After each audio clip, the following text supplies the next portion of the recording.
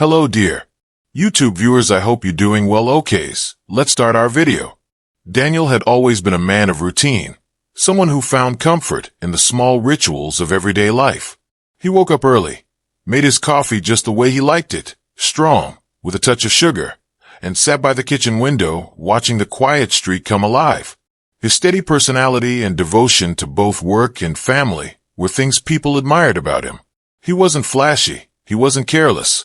He was dependable, the kind of husband who remembered anniversaries, fixed the leaky faucet without being asked, and never missed a bill payment. Clara, his wife, was once the spark to his calm. She had laughter that filled their home, a warmth that made the simplest dinner feel like an occasion. To anyone looking in, she was still that loving partner, affectionate in public, polite and present at family gatherings. But in the quiet of their own walls, Daniel had begun to notice the distance. The conversations that used to linger late into the night had shrunk into quick exchanges. She smiled, but it didn't reach her eyes. She touched his arm, but it felt like a gesture of habit more than desire. Their marriage had survived years together, holidays, arguments, reconciliations, and countless shared moments. But lately, cracks had begun to show. Daniel saw them, even if he didn't speak them aloud. He told himself it was just stress. Maybe work keeping her tired. Maybe life weighing on her differently. He clung to the idea that every marriage goes through phases, and this was simply one of them. Still, the signs were there. Clara had grown attached to her phone in a way she never had before. It was always near her, the screen tilted away when he walked past, her fingers flying quickly to lock it. She stayed late at work more often, sometimes coming home with vague explanations that didn't quite fit. There were evenings when she seemed restless, her mind elsewhere, her laughter reserved for a world he wasn't part of. Daniel noticed. Of course he did. He wasn't blind, nor was he naive. But each time suspicion rose in him, he pressed it down with a stubborn kind of hope. He reminded himself of the woman he had married, the years they had built together, the trust that was supposed to be the foundation of everything. Doubt felt like betrayal in itself. And so he chose silence over confrontation, patience over accusation. Sitting at the kitchen table with his coffee, he often found himself staring at her across the room, searching her face for the Clara he once knew so well. She was still there, but blurred somehow, like a photograph fading with time. And though a quiet unease gnawed at him, Daniel told himself to wait, to endure. After all, love was supposed to be stronger than suspicion. Or so he desperately hoped. Clara's phone, once left casually on the coffee table or forgotten on the kitchen counter, had suddenly become her constant companion. It was never more than an arm's reach away, always face down, always locked with a new password Daniel didn't know. At first, he brushed it off. People valued their privacy, and maybe she was simply being more careful with work emails or personal messages. But the shift was too abrupt, too deliberate, and it settled in Daniel's stomach like a stone. He began to notice the late-night buzzes. When she thought he was asleep, Clara would slip from under the covers, foam glowing softly against her face as she curled up on the edge of the bed or disappeared into the bathroom for long stretches. Daniel would lie still, his breathing measured, his mind screaming with questions he never voiced. The sound of her muffled laughter through the bathroom door felt like a knife, quiet but sharp. And each night it cut deeper. During the day, little things piled up. A new perfume lingered on her clothes, a scent expensive and unfamiliar, one he hadn't bought. She had recently taken an interest in fitness, going to the gym more often, talking about classes with vague enthusiasm, yet she never offered details when he asked. Their intimacy, once natural and easy, became strained. Some nights she pulled away with the excuse of exhaustion, and when she did give herself to him, it felt rehearsed, like she was fulfilling an obligation rather than sharing a connection. Daniel tried to convince himself he was overthinking. Marriage, he told himself, changed over time. People grew, habits shifted, but his gut whispered otherwise, and no matter how hard he fought to silence it, the unease only grew louder. One night, after another long day at work, Clara slipped into bed later than usual, her phone still clutched tightly in her hand. Daniel turned to her, the words heavy on his tongue. "Who keeps you up so late? Why do you hide from me?" He wanted to ask, wanted to tear down the wall of silence between them. His heart pounded, ready to demand an explanation. But then he saw her face in the dim light. She looked tired, worn, and for a fleeting moment, he remembered the woman he had fallen in love with, the woman who once trusted him with everything. The questions froze in his throat. Instead of confronting her, he rolled onto his back and stared at the ceiling, swallowing his pain. In his mind, a war raged. If he asked and she lied, could he bear it? If she told the truth, would it destroy him? Trust, once broken, was nearly impossible to repair, and he feared crossing the point of no return. So he chose silence. He chose to watch, to gather pieces of evidence quietly, to let her actions speak louder than any words she might give. Night after night, he lay awake beside her, pretending to be asleep while she typed away in secret. He noticed every perfume bottle that wasn't his, every missed dinner, every evasive answer. The weight of it pressed on him, but he carried it with quiet endurance. Daniel told himself there would be a right moment, a time when all would be revealed. Until then, he would wait, letting suspicion simmer beneath the surface, knowing that truth, like smoke, always finds a way to rise. Daniel's patience, though steady on the surface, was quietly unraveling beneath. The small doubts that once lived at the edge of his thoughts began solidifying into something heavier, something harder to dismiss. Evidence, unwanted, undeniable, began to gather, piece by piece, like shards of glass pressing into his hands no matter how gently he tried to hold them. It started with a receipt tucked absent-mindedly into Clara's purse. He wasn't searching through her things. He only went in to grab the car keys she had left behind. But there it was, a charge from a hotel bar on a Tuesday night, hours when she was supposed to have been at the office finishing up reports. The receipt smelled faintly of her perfume, and he stared at the date, the time, until the numbers blurred before his eyes. He folded it carefully and placed it back, pretending it didn't exist, pretending he didn't already know what it meant. Then came the rideshare logs. Clara had always been particular about their shared expenses, and Daniel, meticulous by habit, checked their monthly bills. This time, though, the details screamed at him. Repeated drop-offs and pickups from locations nowhere near her office or their home. The names of unfamiliar streets stared back at him, taunting, each one a breadcrumb leading to a story she hadn't told. He tried to rationalize it. Perhaps a friend needed a ride. Perhaps a late-night meeting required a different venue. He stacked excuse after excuse like flimsy shields around his heart, but they crumbled faster each time. And then came the phone bill.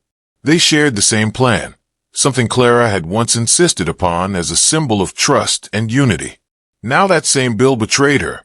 Daniel noticed gaps, numbers called and then scrubbed from her call history, strange late-night durations, strings of communication that began after midnight and stretched until dawn.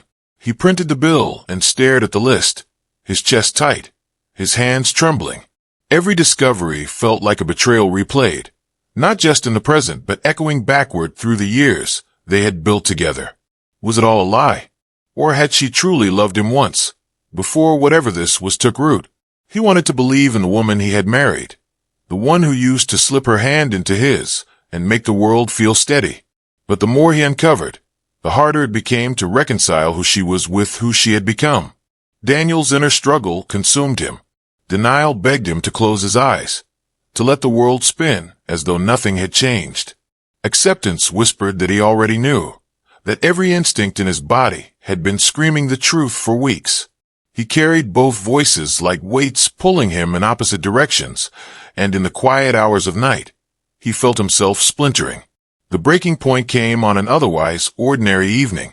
Clara had left her phone on the dresser, the screen lighting up with a new message while she showered. Daniel hadn't intended to look, but when the glow caught his eye, it was impossible to turn away.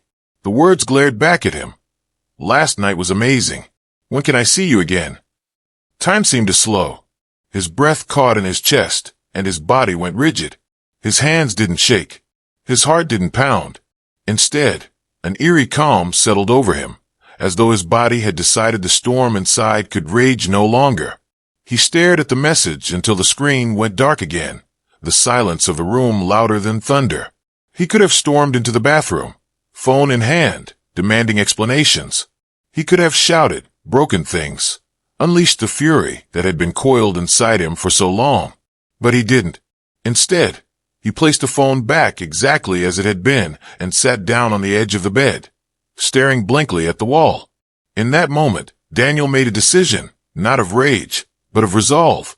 Anger would give her power, would turn the confrontation into chaos, where she might twist words and beg forgiveness. No, he would not give her that. Instead, he would be silent, deliberate, calm. The message had confirmed everything his heart already knew. There was no going back now. But if Clara thought he would crumble, she was wrong. He would not explode. He would plan. And in that quiet, steady decision, Daniel began shaping the end of their story. Daniel barely slept that night. He lay on his back, eyes open in the darkness, listening to the rhythm of Clara's breathing beside him. Once, the sound had been comforting. Now it was unbearable, a reminder of the lies she carried even in her dreams. He turned over slowly, careful not to wake her, and stared at the faint outline of the ceiling.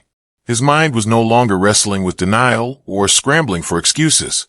The message had ended that war. Long before dawn, he rose from bed. The house was still, wrapped in the kind of silence that pressed against his ears.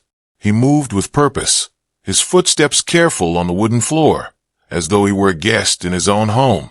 In the kitchen, he made coffee, his ritual, his anchor. The familiar hiss of the machine, the warmth of the mug in his hand, the steam curling upward into the dim light. It was all ordinary, yet nothing felt the same. He sat down at the table, the same spot he had occupied countless mornings before, but this time there was no comfort in the routine. The clock on the wall ticked steadily, each second stretching into eternity. He listened to it, letting the sound ground him. The coffee grew cold between his hands, untouched, but he didn't care. He wasn't waiting for caffeine to clear his thoughts. He was waiting for her. In the silence, his mind sifted through everything. The years they had spent together, the vows they had spoken, the love that once had been real. He honored them in his thoughts, even as he acknowledged they were gone. Rage flickered at the edges, tempting him with visions of slammed doors and shouted accusations. But he pushed it aside. Rage would only cheapen his choice, reduce him to the chaos she had brought into their lives. Instead, he chose dignity. He chose to let his calm be his strength. If he was to walk away, he would do so with his head high, not bowed in anger. He repeated this to himself with every tick of the clock, every sip of air he drew in. By the time the first streaks of morning light crept through the window, he was ready. The sound of footsteps broke the silence. Clara's slippers scuffed lightly against the floor as she made her way toward the kitchen, humming faintly to herself. She hadn't noticed the empty bed beside her. She assumed he had left for work early, as he sometimes did. The casualness of her approach, the unbothered hum, stung Daniel more deeply than any argument could. She stepped into the kitchen, her hair slightly tousled, her expression soft with the ease of routine. But when her eyes fell on him, sitting upright at the table, hands folded calmly in front of him, she froze mid-step. The hum died in her throat. Her body went rigid, her face pale as the realization sank in. "You're still here," she whispered, her voice brittle, fragile, as though she already knew why his presence felt so heavy. Daniel looked at her, his expression unreadable, his voice steady when he finally spoke. He didn't shout, didn't accuse. His calm was sharper than any anger could have been. "Yes," he said quietly, "I'm still here." And in that silence, with the clock ticking behind them and the untouched coffee cooling on the table, Clara understood that everything she had hidden was no longer hidden at all. Clara's whisper hung in the air like smoke, fragile and unsteady. "You're still here?" Daniel's gaze didn't waver.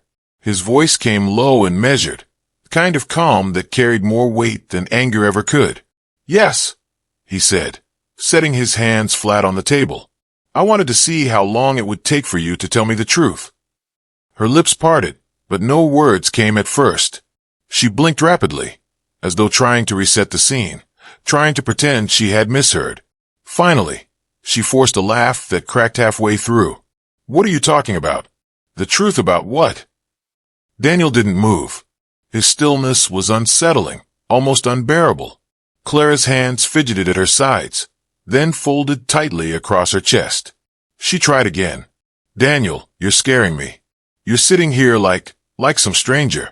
If this is about me working late, you know how things have been at the office. Her excuses spilled out quickly, as though speed could cover the cracks. She blamed deadlines, the new manager, the long commutes. When his expression didn't change, her tone shifted, softer, pleading. She spoke of loneliness, of how he'd grown distant too, of how she felt unseen in her own home. Each word was another attempt to build a bridge over the truth, but the planks were weak, and Daniel didn't step onto them. Tears gathered in her eyes, spilling down her cheeks as she leaned forward, her voice trembling. I didn't mean for anything to happen, I swear. I felt empty, Daniel. And you. She caught her breath, her tone breaking into accusation. You were never here for me the way I needed.